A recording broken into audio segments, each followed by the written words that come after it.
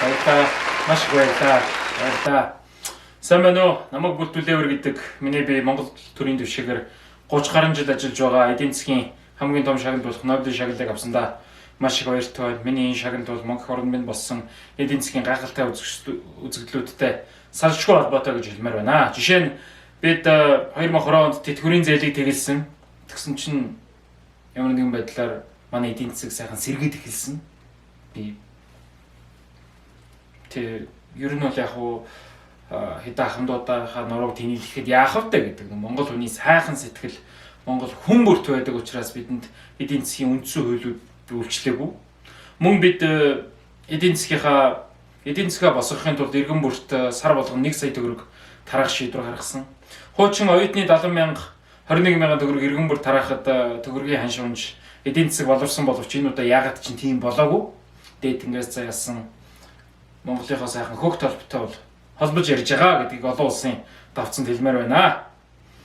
2020 онд коронавирусын үеэр төрийн данс улаацсан байхад гадаадд байгаа иргэн бүрт $500 хүртэл гадагшаа гарсан валют нь яагаад ч огцом чангараад эхэлсэн.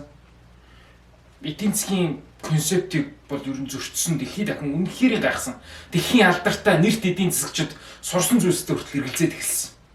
Манай босоо өгийнхний ярьдаг шиг дэлхийн Монголын хөгжлийг хараад зогссон. Ягаад ч утас компьютер технологи үйлдвэрлэх сансарт бууж нисгэх болцсон шүү дээ. Ягаад гэж вэ?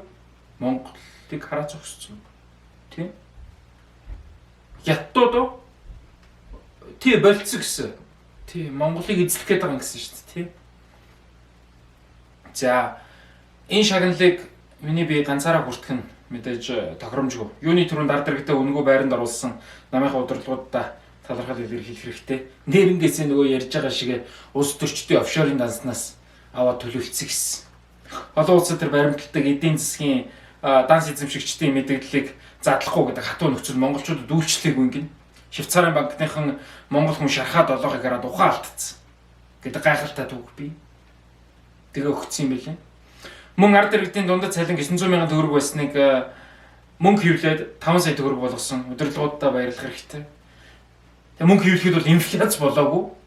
Тий. Ард иргэдийн амьдрал шууд сайжраад эхэлсэн. Хүмүүсийн төлөө өдрөг бол фейк ньюсэнд итгэхээ болол морал нь дээшлэл боловсролын түвшин огцом агцсан тий. Зэн бооц тий. Гоё. Одоо манайхан их бараа бүтээгдэхүүн үйлдвэрлээд баялаг бүтээгээд шаргуу ажиллаад байгаа юм байхгүй ч гэсэн 5 саяын цалинтай, байртай сайхан амьдарч байгааг бол дэлхийд дахин үнэхээр гайхаж. Үнэхээр энэ дэлхийд хаанч байхгүй үзэгдэл эдийн засгийн хуулийг бол зөрчиж байгаа. Гэхдээ тийм учраас би энэ Нобелийн шагналыг аваад сууж байгаа. Эдийн засгийн өсөлт гэдэг нь өөрөө сайн сайхныг дагуулсан чанартай байх ёстой. 2024 оны сонгуулиас хойш ард иргэд маань аз жаргалын индексээр дэлхийд дахин тэргүүлээд эхэлснийг та бүхэн мэдж байгаа. Үүний гол шалтгаан нь манай нэр дэвшигчид иргэн бүрт үн төлбөргүй гар хангалга хийж өгсөнтэй холбоотой. Монгол хүн тавилттай жүжигэнд итгэхгүй ч тавихгүй амьдарч болохгүй гэдэг нэг сайхан үг. Мөн зах зээл тэлж байж эдийн засаг хөгжинэ.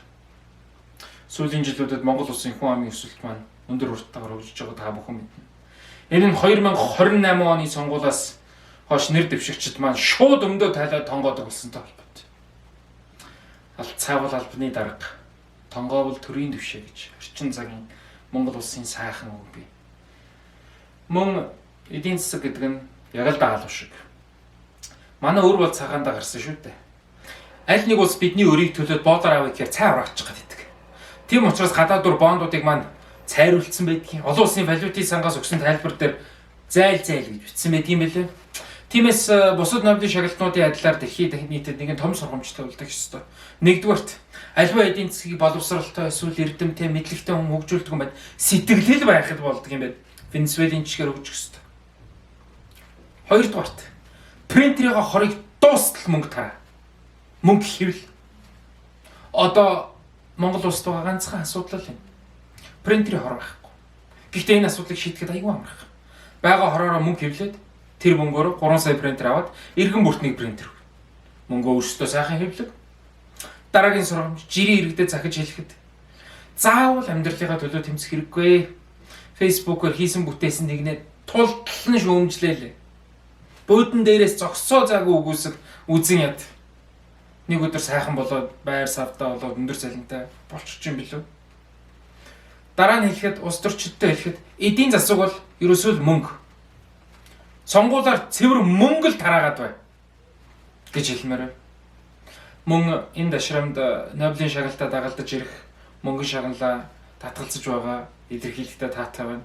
Манай нутгийн зөвлөлөөс надад байр машин өгөхийн сацуу сайхан суурга барьж өгж байгаа учраас энэ мөнгөн шагнал хэрэггүй гэж үзэж байгаа. Хамгийн сүүлд нь та бүхнийгээ хүндэтгээд Монгол улсынхаа өмнөөс англи хэл дээр бүх дипломатчдынхаа өмнөөс бас итгэлээ дуусгая гэж бодож байна. Contribution today cultural heritage